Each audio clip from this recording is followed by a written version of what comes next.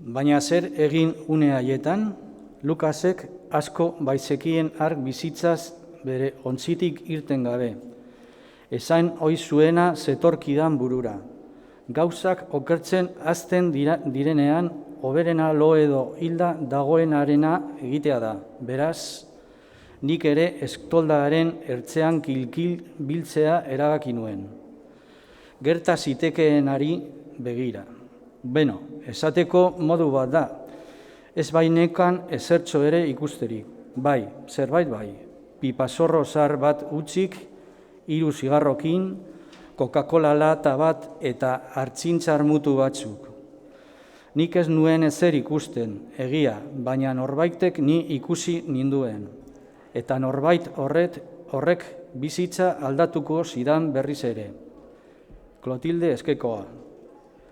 Gauak baditu bere biztanle bereziak, egunekoekin zerikusirik ez dutenak. Pliniorin oinetik ikusia nuen guztia mahaiaren 2 hanka eta beste zapata eta galtzerdi batzuk ziren. Zurezko zorua eta inoiz zangoren bat. Horretara mugatzen zen nire esperientzia. Gauak ordea geranioak ezagutarazi zizkidan.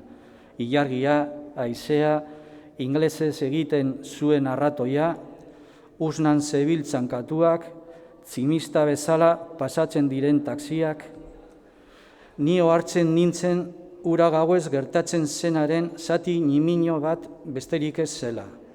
Baina inoiz ez nuen imaginatu kloti bezalako damarik bazenik.